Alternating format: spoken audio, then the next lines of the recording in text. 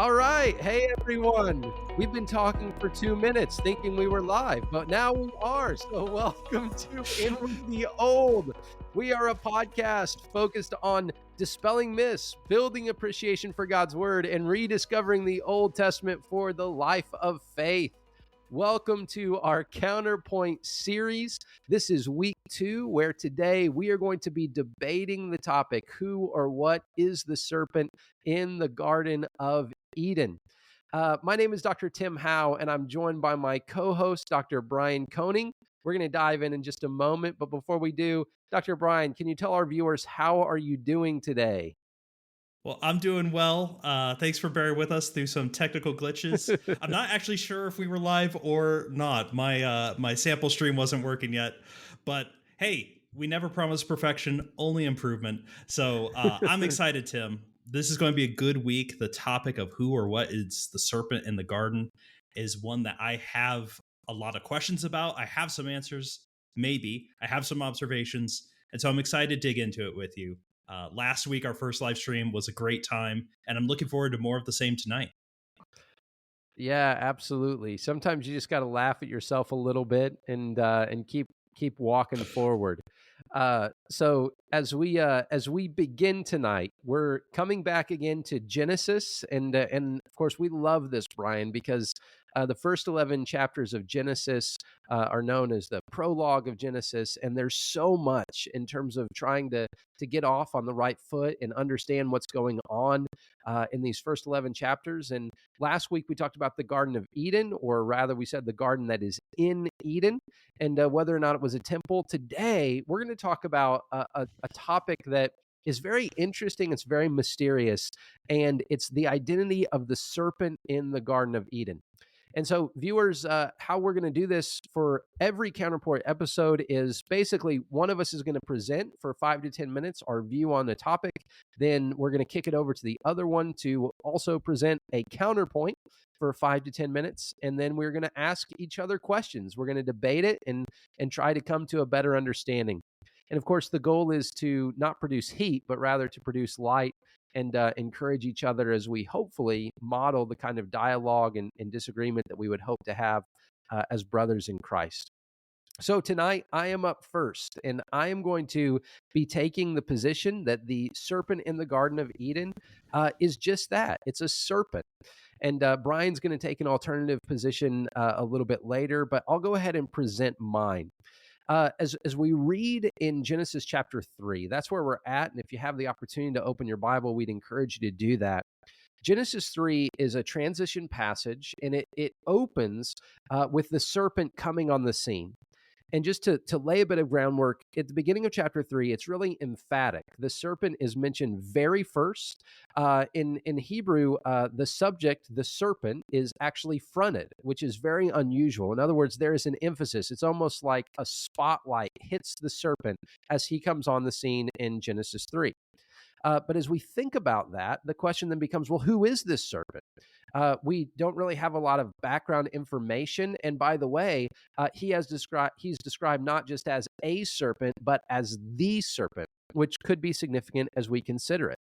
But my position is essentially that the text really intentionally does not draw extra attention to the serpent as a powerful figure in its own right. And here's why I say that. I'm going to read Genesis 3, verse 1. It says, "Now the serpent was the most cunning of all the wild animals that the Lord God had made." And that's it. That's the information. That's the description.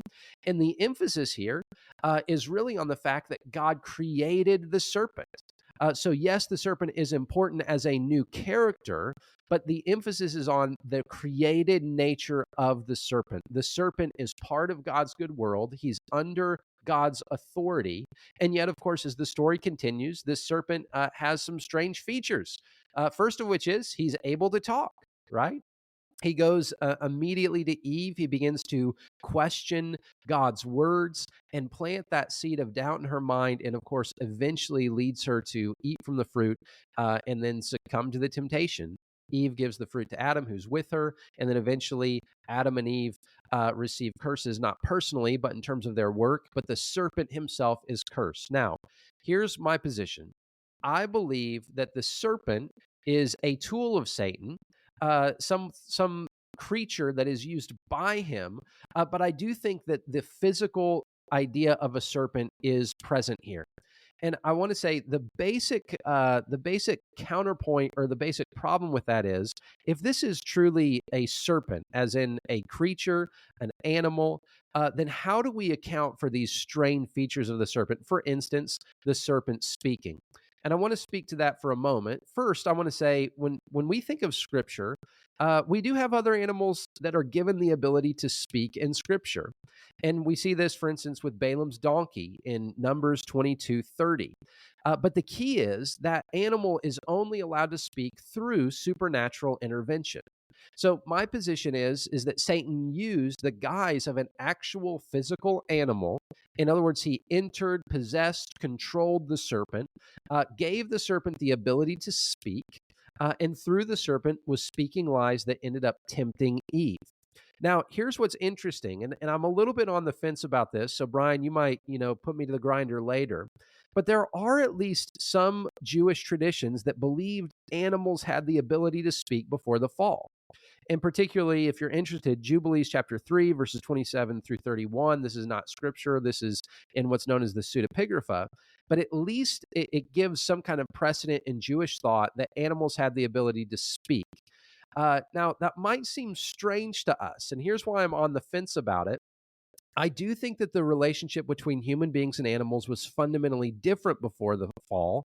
And the reason for that is because in Genesis chapter 9, we explicitly are told that it was at that point that the fear and dread of humans entered into animals. So there's at least part of me, and some people may say this is nuts, but that's okay. We can be a little bit nuts. There's at least part of me that thinks, is it possible that the kind of relationships that animals had with humans before the fall actually included some kind of real communication that would not have rendered it crazy for an animal to come and communicate with Eve in the garden? I'd be glad to talk about that more later. As I said, I'm on the fence about that, but I think it's at least possible. Um, Next, I want us to think about the description of the serpent. The serpent is described as the most cunning among all the creatures of the field. So when the text describes the serpent, it seems to use a very earthy kind of description. It describes the serpent as among all the creatures of the field. And as I read in verse 1, among all the creatures that the Lord God had made. So the focus is on the serpent, yes, but the focus is on the fact that the serpent is created and therefore under God's authority. And then also to the description of the serpent is as one who is among all of the creatures of the field. And that's where I think, even from a taxonomic standpoint, I think that's significant. That the serpent is a creature, an animal that is used by Satan or used by the fallen angel that sometimes we describe as Satan, basically to sow lies into the heart of Eve and then ultimately lead her astray. So here's my basic conclusion: that the serpent is more than a serpent. He's a serpent used by the enemy of God, but he is certainly not less than a serpent.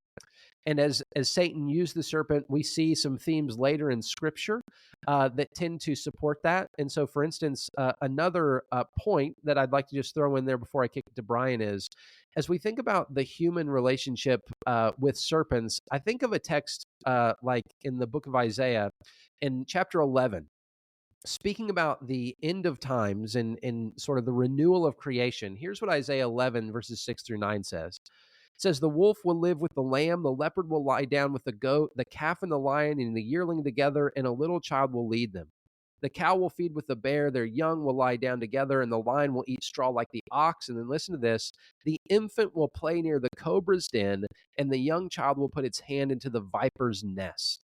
They will neither harm nor destroy on all my holy mountain, for the earth will be filled with the knowledge of the Lord as the waters covers the sea." So I think as we continue to pull the thread of the serpent throughout the scriptures, that there was an enmity that was created not only between humanity and the ultimate enemy, who we call Satan, but also I think because the enemy used this particular form of a serpent, that image was then captured in the minds of humans, so that later on, the ultimate picture of harmony is that among actual serpents, cobras, other poisonous snakes, there will be harmony in the kingdom of God so that all of the enmity between humanity and creation, as in animals, will be overcome. But of course, the enemy himself, as it describes in Revelation chapter 20, the great dragon, the ancient serpent, will be thrown into the lake of fire, and our true enemy will once and for all be defeated. So, my position, more than a serpent, but not less than a serpent. Brian, I will kick it over to you. All right, Tim, thank you very much for that. Really well done. All right, so my basic position, listeners, is going to be that I think the serpent is not something. I think the serpent is something, and I'm not sure if the serpent is a third thing. That's the basic form of my argument. So let's start with what I'm pretty sure the serpent is not. And this is where Tim and I are going to have our fundamental disagreement. I don't think the serpent is an animal, or rather, not merely an animal. And I think the text bears that out. So, a couple points. So, first, the ancient world was much more attuned to the world around them. I don't know about you, Tim, but I don't think you grew up on a farm. I know I definitely did not grow up on a farm. We have animals, of course, but when we think of the ancient Israelites, right, they are a people who farm, who have husbandry. They're around animals all the time. They don't share the scientific accumulation of knowledge that we have in the modern world, but they know they're animals, and animals don't talk. This for me was a Sunday school eye moment when I was talking about Genesis 3 to a group of people who they were just students at GCU. And I had a student ask me, why doesn't the woman freak out when the snake talks? And I was like, that's actually a good question.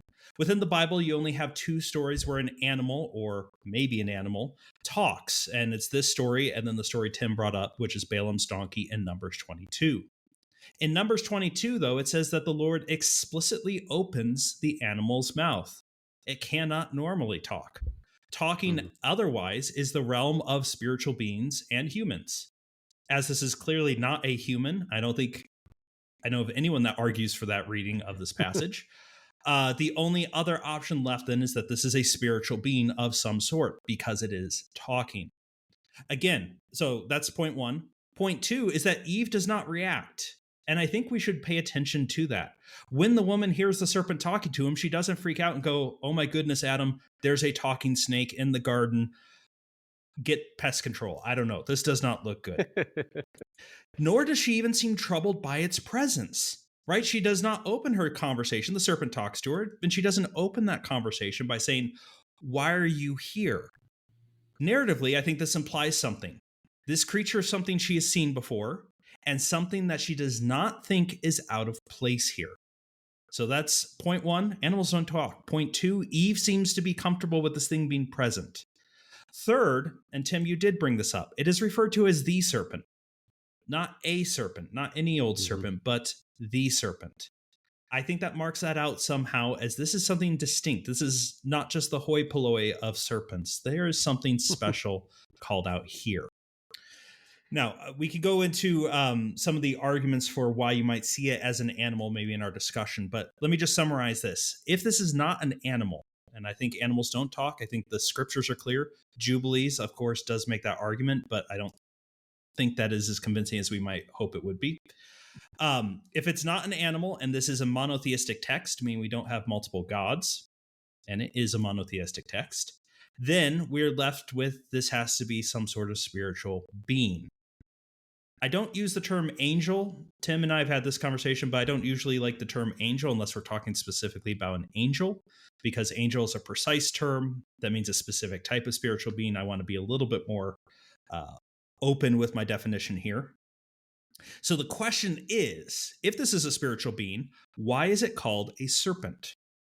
Is there, here's the key question I want us to ask, does the Bible have a spiritual being who is described as a serpent? And the answer is yes. We call them seraphim. So what is it not? It's not an animal. What do I think it is? I think the serpent is likely a seraphim, or a seraph, singular, seraphim, plural. These are spiritual beings who are described as snakes. Now, you might go, wait, I've heard that term before. It's in Isaiah, but how do you get snakes? Well, here's how. Seraphim are spiritual beings whose function apparently is to go before the throne of God and proclaim, holy, holy, holy. That's what they're doing in Isaiah 6:2 and Isaiah 6:6. Now, those are the only two occurrences of the word seraphim in your Bible and mine. But the term itself should tell you something. It's been transliterated. That is, seraphim is just the Hebrew characters rendered into English. The term itself actually occurs 5 other times. In each of those instances, it's translated with the term serpent. Those other 5 instances, by the way, they're in Isaiah 14:29 and 36. In both cases, you have a off seraphim, a flying seraph or flying seraphim. Interestingly, Tim, in Isaiah 14:6, it's poetry and you have parallel lines. The other parallel line is a nachash, a serpent. The other 3 occurrences of seraph occur in Numbers 21:6, Numbers 21:8, and Deuteronomy 8:15. Each of these is referring to the bronze serpent story. Here, the seraph nachash are sent out to bite and poison the people of Israel. We usually render it as the fiery serpents. Seraphim means something akin to the burning ones. It's a snake because it's a venomous snake. If we're going to figure out why did they use the term burning one to refer to a serpent, it's because it's venomous snakes. Its venom burns in your veins. So they are also described as flying in Isaiah chapter 6. They have their 6 pairs of wings. So you have these spiritual beings who are described as serpents, flying serpents, interestingly. And in fact, the image of a flying serpent sounds very odd to our mind, doesn't it, Tim, in the modern world? However, it's an exceedingly common image of the ancient world. In our discussion times, I actually have some pictures. I'm not going to show them now, but that might be interesting to get into if we want in our debate time. When we get to the end of Genesis 3, the serpent is cast down, consigned to crawl on its belly. Now, I grew up in churches where we said, oh, the snakes had legs and lost them. I don't think so. And I don't think, Tim, necessarily you think so as well. I think it's a loss of wings, a being quite literally cast down from the heavens, being able to fly to the ground. If this is a spiritual being, that there might be more weight or might be more significance behind the image or idea of being cast to the earth. I think the serpent being a seraph makes sense culturally. It's an image present both within Israel and within broader ancient Near Eastern culture. As is being connected to the presence of God, it now makes sense, if this is a seraph, why Eve would not be surprised it's there. We know God is present in the garden, walks in the garden. If the seraphim are those beings that go with his presence and are before his throne, we might suspect that they've been to the garden before and would not necessarily trouble her. So, I don't think it's an animal. I do think it's a seraphim. I'm not sure Satan's role in all of this. So this is a point where Tim and I actually might agree, even if we disagree on what the serpent is. Listeners, if you have Genesis 3 and have read it through recently or read it through after the podcast, you will notice this serpent is almost de-emphasized by the text. It just shows up. It's introduced as being crafty. It has a discussion with the woman. When God appears, God is going to question the man, and then the woman. He's not going to question the serpent. Rather, the serpent is just consigned to face consequences of his actions, and then is summarily dismissed. I don't disagree with anything Tim said there. I fundamentally think we do the Bible a disservice when we often think of it as being a dichotomy of good versus evil. There is no dualistic nature to the Bible. The Bible is about God, full stop. Satan is the enemy of God. He is in no sense the equal. And in many ways, he is trivial in the overall plan of God and will be swept away in a similarly trivial manner. Now, what is his potential connection here? If I wanted to argue that this is Satan or somehow connected to Satan, do you know where I would have to go? I can't actually go to the book of Genesis. It never brings up the serpent again. I can't go to the Pentateuch. I can't even go to the Old Testament. In fact, I have to go to the book of Revelation, chapter 12, verse 9, wherein the Apostle John is talking about the dragon. He's talking about Satan, and he calls him the serpent of old in verse 9. Now, that might reference this passage, the great serpent of old. It is the same word in both texts in the Septuagint and in Revelation, Aphis. However, interestingly enough, the Septuagint also uses Aphis for seraph. So maybe that doesn't help us much there, or maybe it strengthens my argument. We'll talk about that. However, simply because this is a possible referent, it's not the only referent. There are at least two other possibilities that we could have here. Or rather, in Revelation 12:9, it could be referring to Rahab, the sea monster, not the woman. It's referred to as a dragon, which that's an image that John has brought up in Revelation chapter 12. Rahab is called a dragon in Isaiah 51 and is called a serpent in Job 26:13. So that could equally be it. Or it could be a stereotype, the seed or the dragon or the serpent of chaos. Whatever the serpent is, it might be Satan. It might be Satan in a guise. At the very least, I'm going to say it is a pawn or a vassal of Satan, someone acting under his control. I am unsure as to the actual presence of Satan here. There's maybe an argument to be made. If this is a seraph, is that what Satan was pre-fall? The Bible makes no such argument, so it would be very speculative for me to make that. But that is my argument. I do not think it is an animal. I think the text is quite clear, both culturally and within the phrasing of the story itself. I think all the pieces are there to connect it to the seraphim. Although that is not important for the story itself, it might be important for us understanding the broader picture and story of the Bible. And I think it's connected to Satan. I am doubtful if it actually is Satan in the garden. So that is my view. So Tim, we'll throw it on out there to make it open. Listeners, if you are following along with us live, now's a chance to start hopping in the chat. What questions do you have? What things do you want us to elaborate on? Tim, I took notes while you were talking. Let's go ahead and get on into it. Okay. Well, Brian, thank you. And viewers, I hope you can understand one of the reasons why I love doing this with Brian. He obviously has not just a keen mind, but thinks very critically and sifts through every part of these arguments with a fine-tooth comb. And so I loved hearing that. Here's one thing that I'll throw to you, Brian, because I don't think it's totally true that the only identification is in Revelation 20. It 12:9. Okay, yeah. And as we think about that, okay, it describes him as the ancient serpent of old, but Paul actually describes the idea that the God of peace, this is Romans 16, the end of Romans, in Romans 16, he says, the God of peace will soon crush Satan underneath your feet. And so when I read that particular text, obviously that's an allusion to the crushing of the serpent under the heel of the seed of the woman in Genesis 3:15. And Paul describes the church as the one who stomps on the head of the serpent. But to me, that seems to be a close association with Satan. I can get down with your point that, hey, whether it's a vassal of Satan, an instrument of Satan, or whatever. But here's my question for you for clarification. So do you believe that Satan is behind it ultimately? And then what do we make of those New Testament passages where there might be a stronger identification with Satan and the work of the serpent? Okay, so two questions there, right? So point of clarification, do I think, how would you phrase it? Do I think Satan is behind Genesis 3? So and I know that you don't like the idea of the word Satan because, and we're going to talk about this in a later episode. Yeah. In a similar way, Ha-Satan, right, is kind of it's more of a title or a function. The personified than it is a name. enemy of God, however we call that figure. Right. The personified enemy of God. Whoever we call that figure, whether we say Lucifer or the enemy or whatever.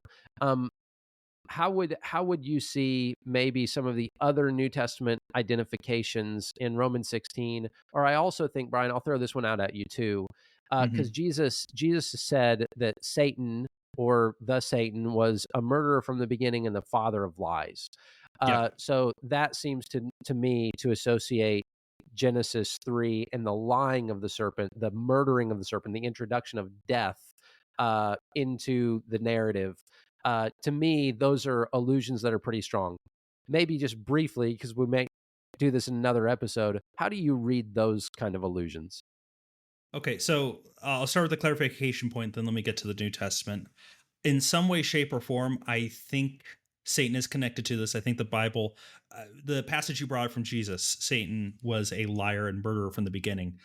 Now, Mm-hmm. interestingly, you'd have to do that Jesus is being paraphrastic because Adam and Eve don't die in a physical sense, which is what Mm-hmm. murderer does. Murderer ever mean spiritual murderer? I don't think it ever does. And so that's a whole nother thing of like, well, what story is he referencing there if it's not Genesis 3? Yeah. But in some way, shape, or form, I think Satan is behind this. And I think theologically we have to. Otherwise, do you have two, like, whatever this creature is this a second fall somehow independent of Satan's fall? Did sin Mm-hmm. somehow get into a creation, the heavenly realm and the physical realm, twice in two different ways? I mean, I Mm-hmm. don't, just as I'm sitting here, I mean, I haven't really thought about that. I don't necessarily see a problem, but I also don't see a need to duplicate that. Mm-hmm. And I don't see any argument, any reason why that'd be a preferable reading. I think Revelation 12 fairly strongly is referencing Genesis 3. I just put out those other things because I can't say it's 100% certain, because you Mm-hmm. do have other serpent figures. We have the Leviathan, which I didn't even bring up.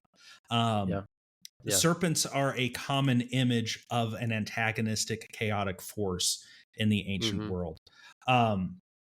Paul in Romans, I might wonder how specifically does he mean this is the literal fulfillment of that passage in Genesis 3? Because don't we Mm-hmm. usually take that as a reference to Christ?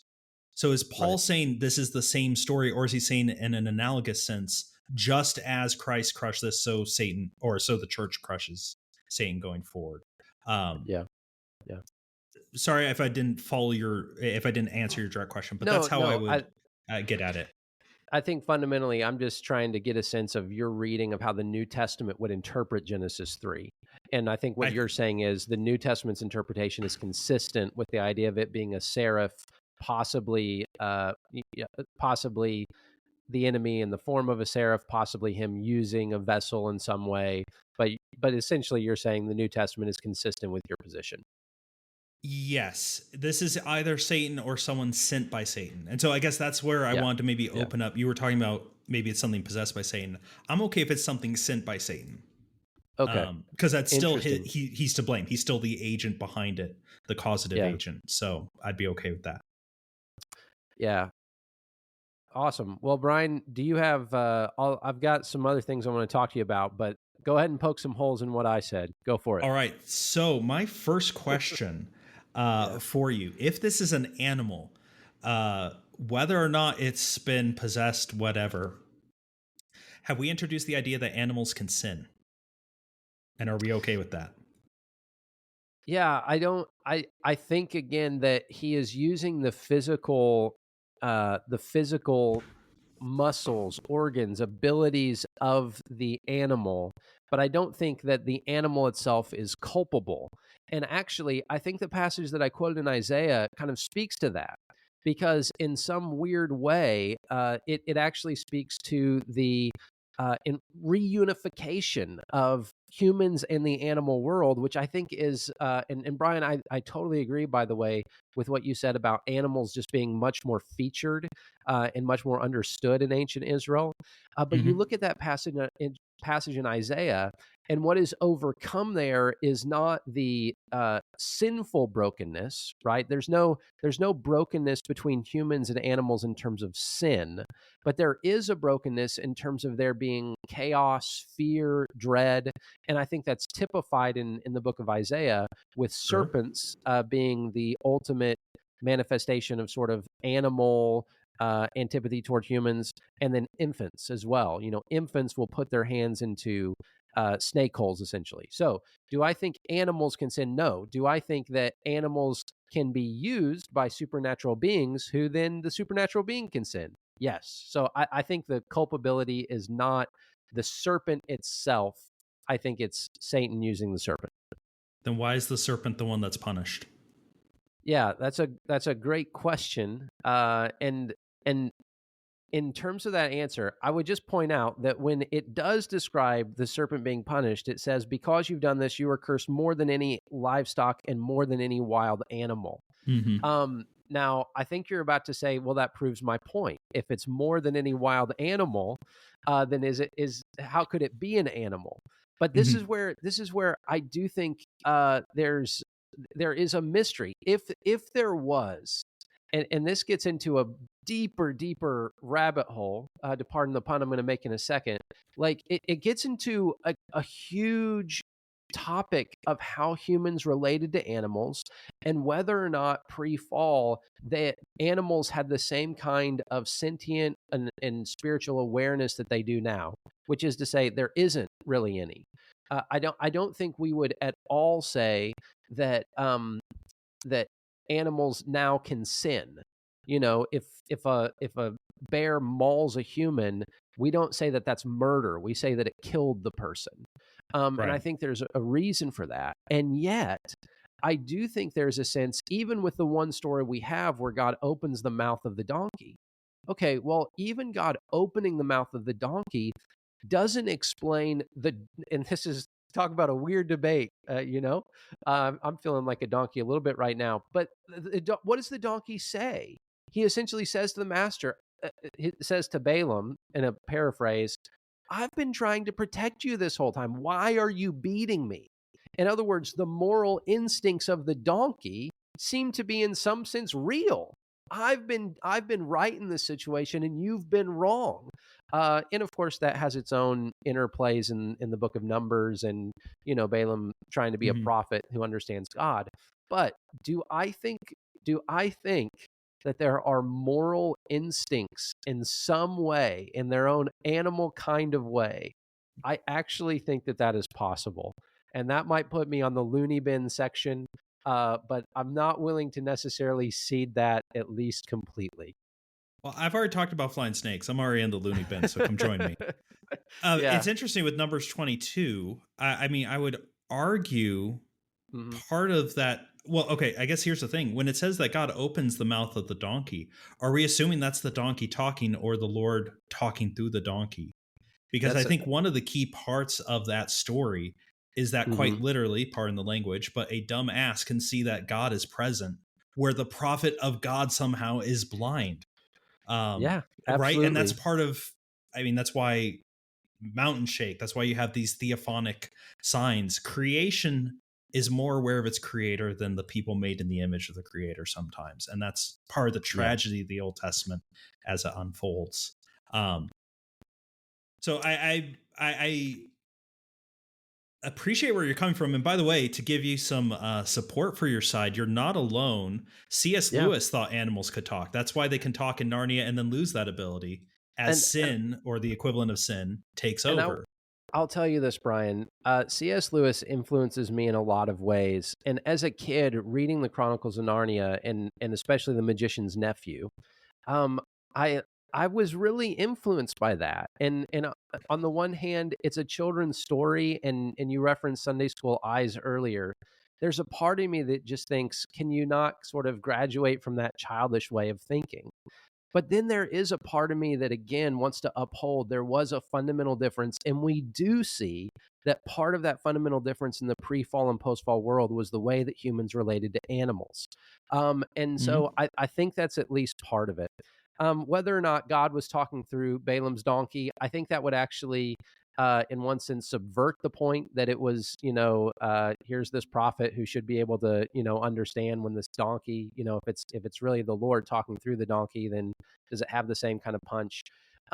But yeah, I hear you, and again, as I weigh it in my own mind, it's like, am I willing to bite that bullet?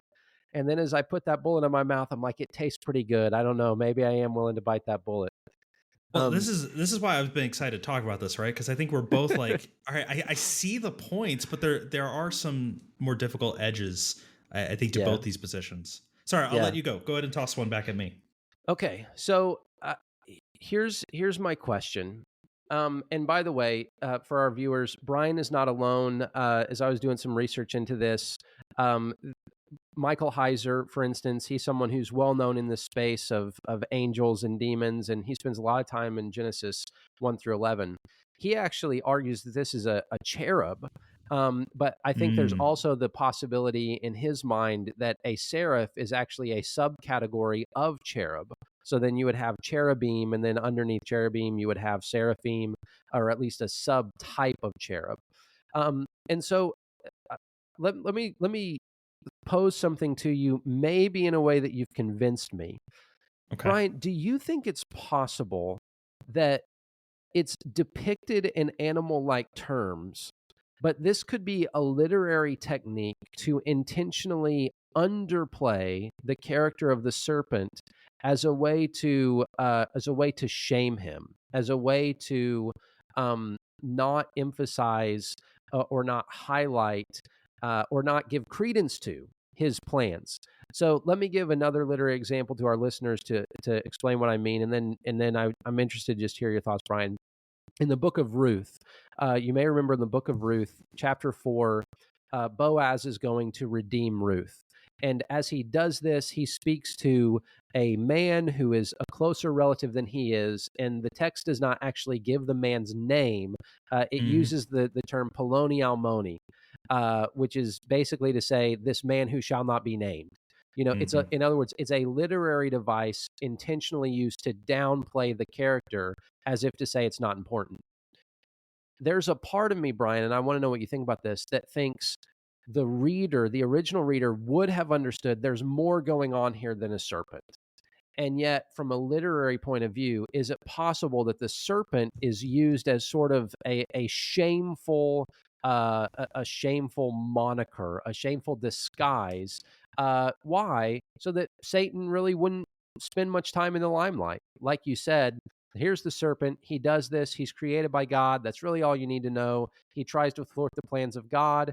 But God curses him, and eventually he's going to be swept away. Do you think it's possible that even the form of the telling of the story intentionally downplays the person, and that's the reason why the motif of a serpent is used? Yes and no. So Mm-hmm. I do think this story is written in such a way as to demean the serpent Mm-hmm. because A, he is not important in the ultimate scheme.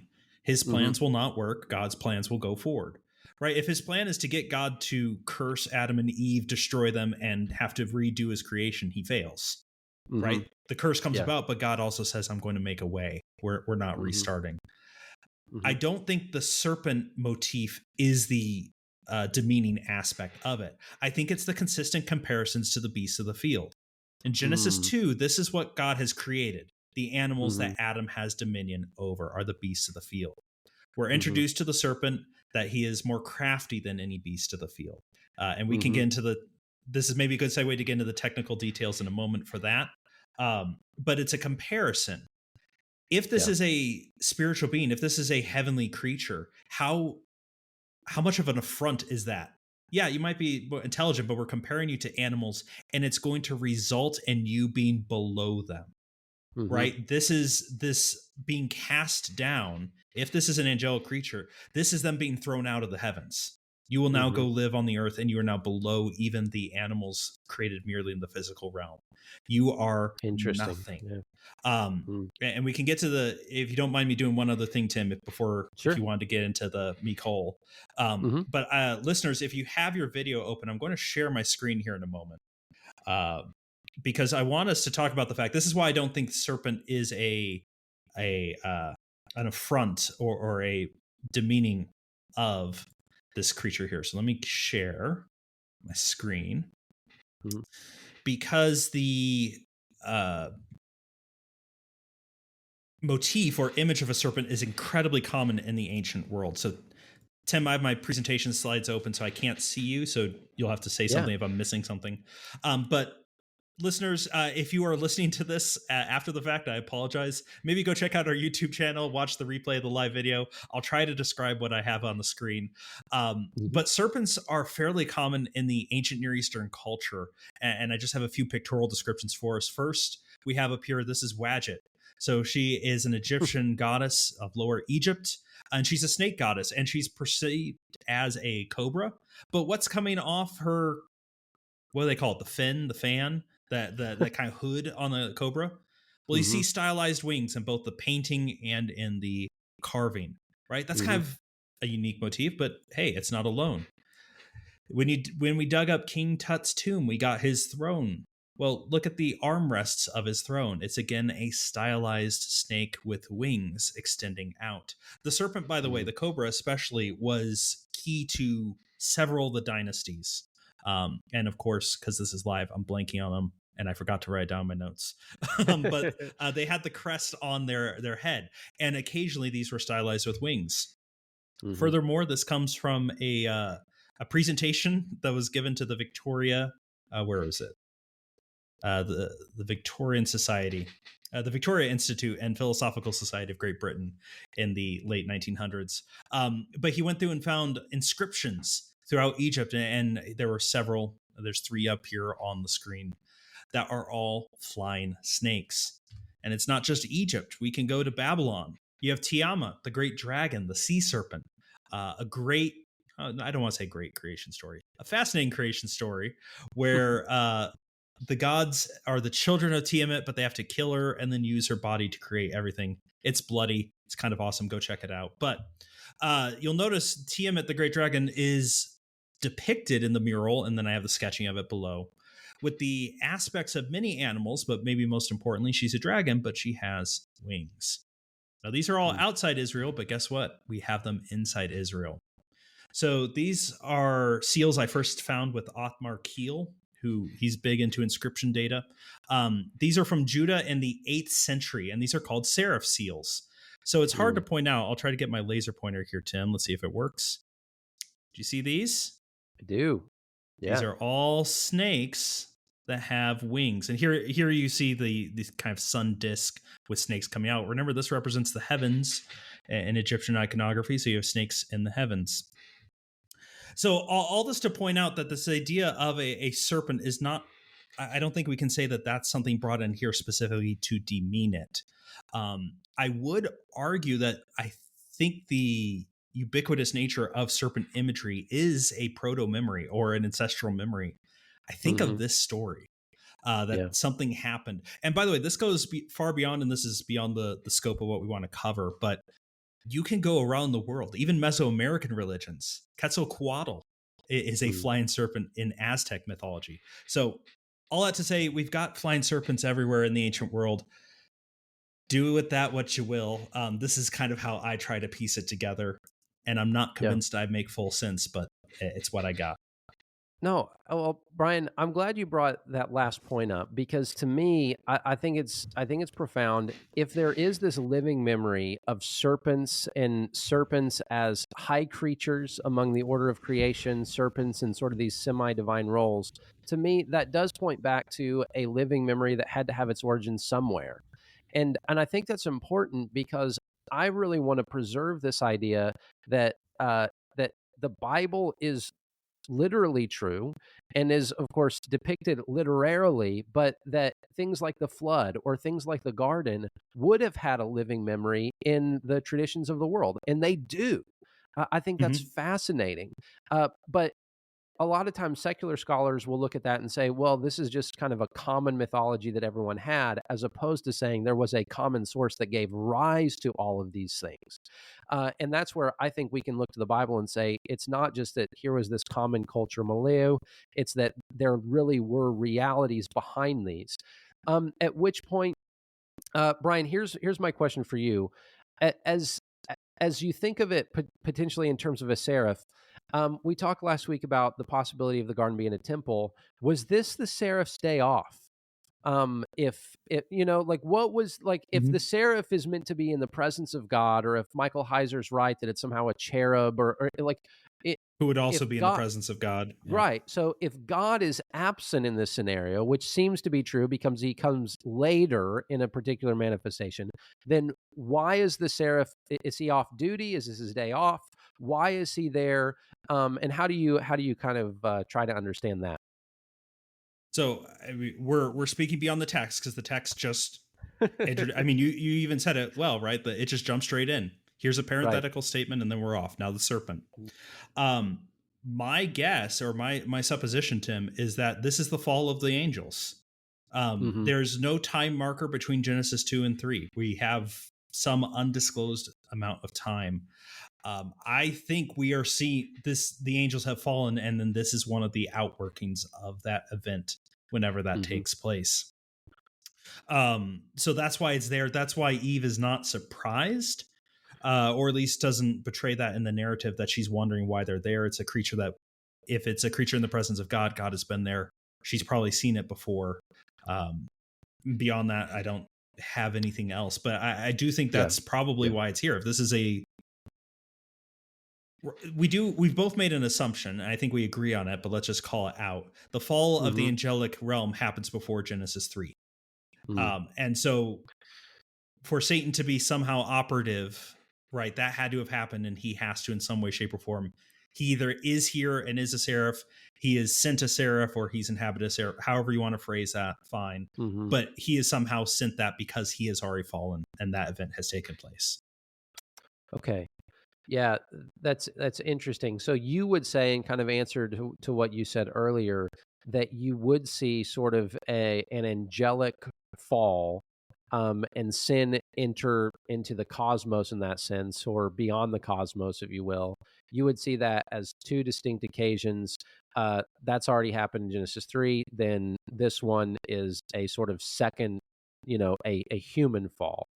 I'm down with you, but I want to make sure I understand. You would see those as not concurrent but separate. I mean, I suppose you could argue that this is the concurrent fall of both. Right. Maybe you could make that argument. I don't know if I would make that argument. I see them as two separate temporal events, but they are connected. So basically, the point I was trying to make earlier is I don't think you can say the angels fell and independent of that at a later time. Right. The Right. garden Okay. happens. I think they're connected. I see. Okay. That's helpful. And then the last point I'll make, Brian, before we kind of kick it over to some listener questions, because we do have some questions there. All right. The Mikol that you talked about, from among all, or perhaps above all, or there's many different interpretations of that. And listeners, just so you know, this is the kind of thing that can drive people nuts, because the more work you do in the original languages, the more you realize there really are many different possible ideas that could be communicated through these constructions. And so Brian here is essentially saying this particular construction could be rendered, and of course he's right, could be rendered above all, even, or distinct from all. And yet I think for me, and this may be a little bit of my own Sunday school eyes, Brian, as I look at that, I think, one, from the technical sort of scholarly aspect, is that the most likely rendering of that syntactic construction? Of course, it's possible, but I'm not convinced that a sort of specialized meaning is appropriate here, because I think it does take on kind of just a simplistic narrative form. And so I would have to look at some other instances to say, why would that particular syntactical form mean that in this situation? Now, you explained that because you said, well, it just doesn't make sense otherwise. It almost has to, or else you've got a talking snake for no reason. But again, for me, I really do put a lot of stock into that, just that idea that when it says among the beasts of the field, that yes, it could mean among or above all, but why does it? And again, I know what you just said. It's emphasizing the distinction. It's emphasizing the difference. It's essentially throwing it in the enemy's face that you are now less than the least creatures, the least of creation. So I don't know. Let me chew on that for a while, and maybe I'll be convinced by that, Brian. But at the same time, I think the objection that I just raised. Okay, well, why then, if this is a post-fall angelic sort of rebellion, if this is Satan sort of now having been cast out of heaven, then why was he allowed in the Garden of Eden at all?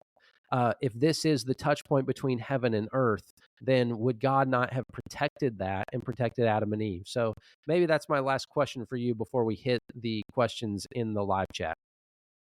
Sure. So let me talk about the Hebrew grammar a little bit. And so what we have here, listeners, we have in Hebrew the serpent, then you have an adjective, which is We haven't brought it up because it's not pertinent to our discussion, but it's a pun.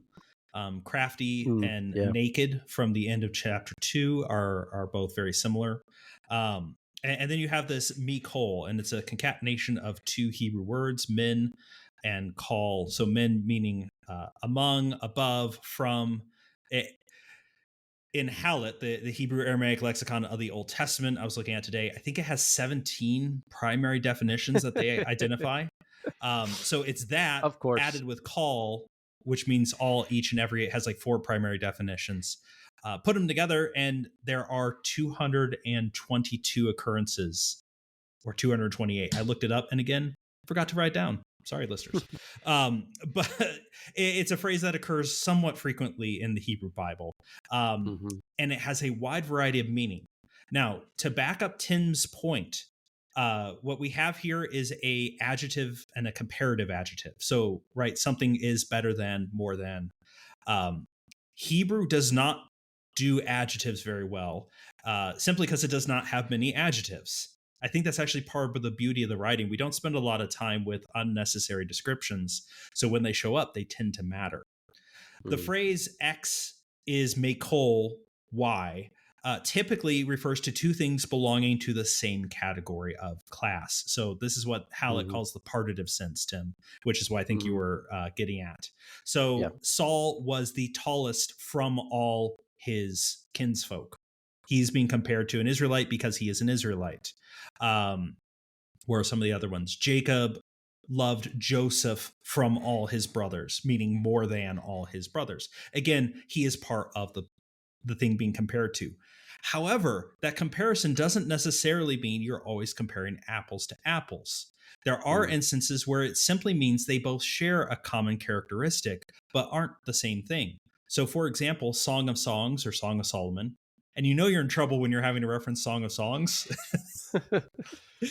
You're like, everyone's like, uh-oh, what are we about to talk about? No, it's a comparison in which the speaker says the fragrance of your oil is more than all kinds of spices. So here we have an interesting thing. Oils are not spices, and spices are not oils. However, they both have the attribute of fragrance. So we can compare them. To do an English example, I can be smarter than my dog. Dogs have intelligence. I would certainly hope I'm more intelligent than my dog, right? But we can do that comparison. That does not mean I am a dog. So I would argue, and it is the rarer meaning. So let's be very clear about that. Tim has the more common rendering on his side.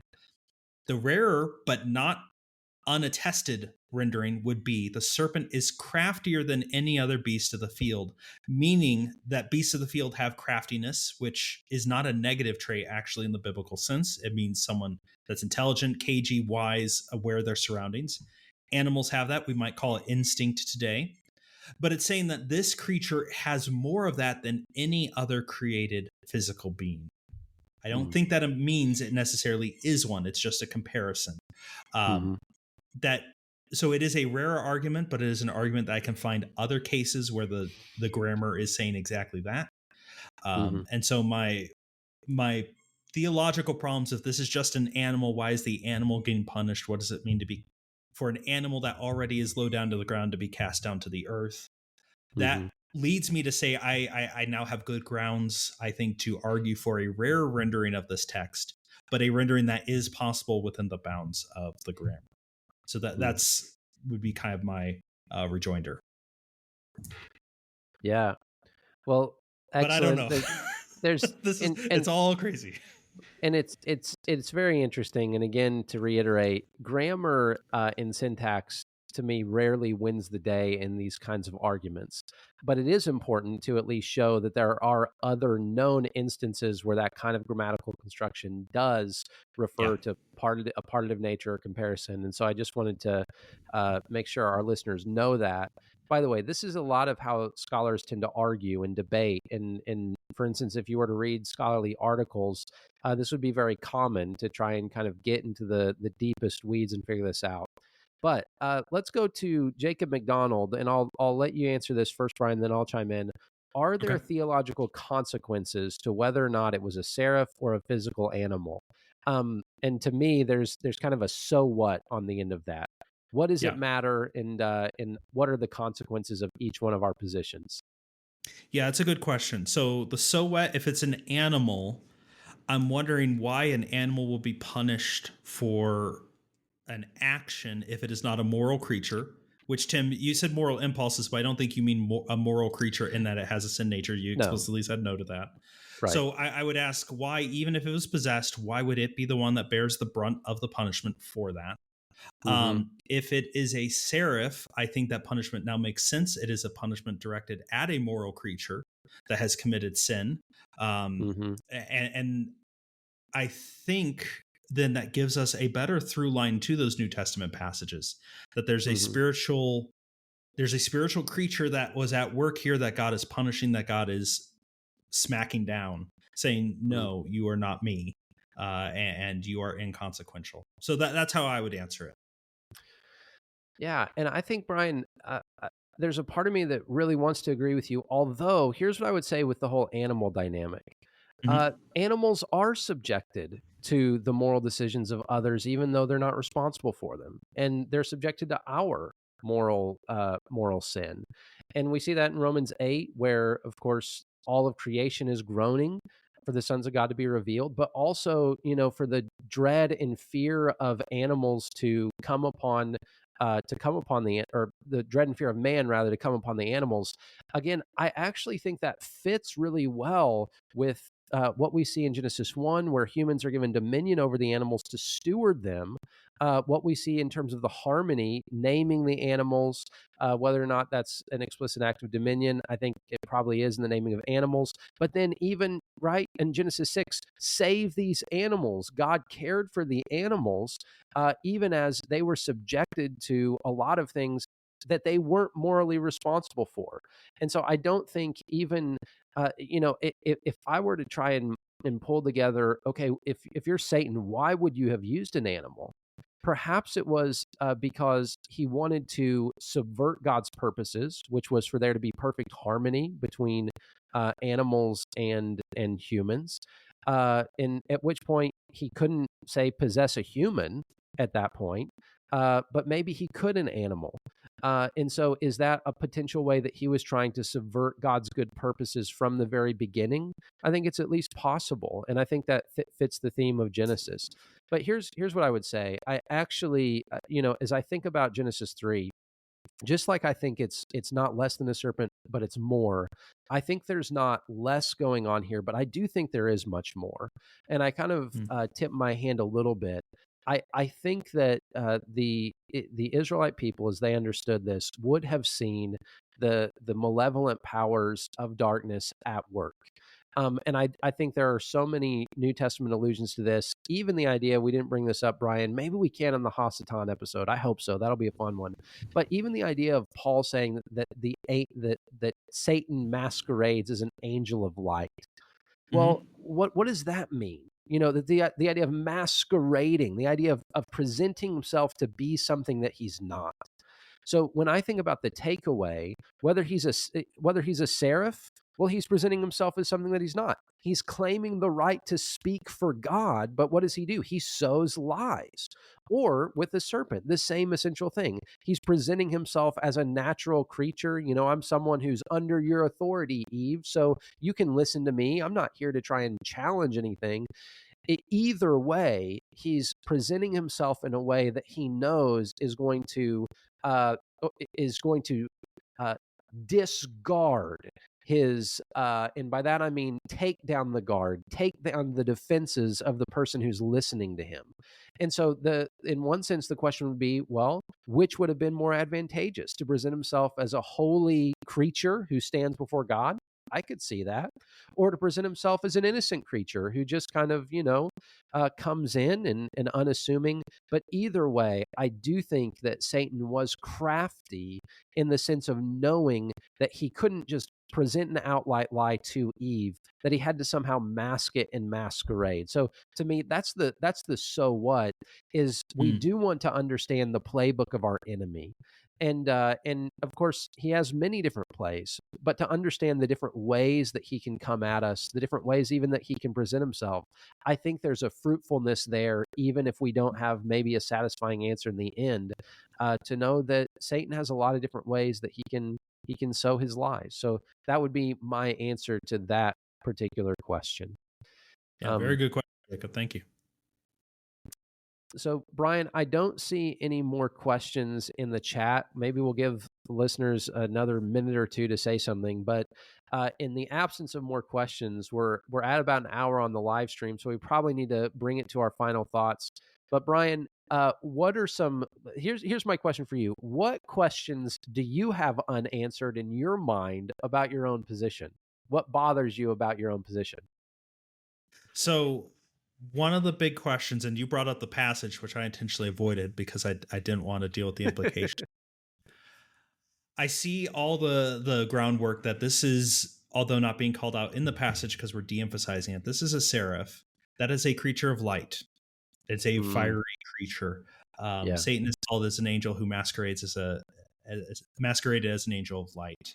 And so I see all of the hallmarks of Satan either pretending to be a seraph here or having been a seraph. And this, I mentioned this might be subsequent to the fall of the angels. This could be the fall event itself for everything as well. But the Bible never makes those connections. And so I have a lot of my struggle, Tim, is I see a lot of these things and I go, I can draw the lines together, but the Bible hasn't drawn these lines together for me. Now, that doesn't mean the lines are wrong, but I do want to be careful of not overstating my case or overstating what's available here. I do find it interesting. If this is an animal, my hang up is I do have some trouble. The serpent's cursed before creation is cursed. Does that mean it's a doubly cursed animal, and why just that one animal? I completely understand your point, and I would agree. Creation is cursed because its caretakers sinned, but the serpent is uniquely called out, and so I struggle there. So I'm not 100% sold on my view, and that's part of why I've really enjoyed the questions. I thought they've been very good, got me thinking, and I'm going to keep thinking for a couple hours after this and not being able to sleep because I have some stuff to wrestle with. But that's kind of where I'm at right now. Tim, what questions do you still have on your position? I have a lot. I really do. And one of the questions that I have is why, if it is an animal, why would the animal be described in its totality as crafty? In other words, that description, that only seems to make sense if it's describing one particular animal rather than a species. Yeah, like it's why the would an serpent, entire not just serpents. Exactly. And some of the things you mentioned really do resonate. Okay, what about the moral relationship between humans and animals? What about the moral culpability or blameworthiness of animals in general? And again, I come back to I think when it comes to the unseen world, there is a reason why so much of it is unseen and untold. And I tend to think that the reason for that is we really couldn't understand it even if we wanted to, just because the spiritual realm in many ways is fundamentally different. And so again, my position is it's more than a snake, not less than a snake. And yet, here's where I come back to, and this will be my final answer. It really does come back to that thought of Sunday school eyes. It's hard for me to shed something that I learned even when I was a little kid. And it might take all the weight of the ancient Near Eastern evidence or the Hebrew evidence. It really is hard when the first thing that you learned, and when you learned it from people who smiled at you and loved you and taught you Jesus loves me, the song, and fed you cookies. Like, I want to believe the people who fed me cookies, Brian. I want to believe them. And so really, that's the part that even on a deeper level is all of these scholarly opinions are great, and they are. But sometimes it's just hard to say, okay, is something that I learned in the beginning, is it perhaps maybe not a mistake, but is it the full story? And so that's something that I'm still trying to deal with and think about. But that's of course why we're doing what we do, right, Brian? So that we can think about these things in a safe environment, think about some crazy things that maybe others might not talk about, but do so in a way that we're trying to be faithful to the text as well as be intellectually honest. So Brian, we don't have any more questions. So do you have any final thoughts before I wrap it up for us? No, this has been a great time, Tim. I've really appreciated going through this discussion with you, and I'm excited to keep it going next week. So what are we covering next week, Tim? Okay, so next week, I think we just keep going with Hasatan All and right. Job. I love that idea. Is Hasatan or is Satan in Job the being that we commonly refer to as Satan? Who is it? What's going on there in Job? And so it's a little bit of the same, but a little bit different. And I look forward to talking to the resident expert in Job on that as well. So I'm going to have to come in with some guns loaded for that discussion, but I look forward to that already, Brian. Awesome. Yeah, I'm excited to go through it. It's going to be a good time. Yeah, it definitely will be. Well, hey, listeners, again, thank you so much for joining us on In With the Old. As always, we encourage you, share this content if it's beneficial to you, and we hope it is. Take some time to share it with others. And if you have your questions, In With the Old podcast at outlook.com. You can follow us on Facebook as well. We'd love to answer your questions. And hopefully we'll see you next week. Until then, stay cool and stay old.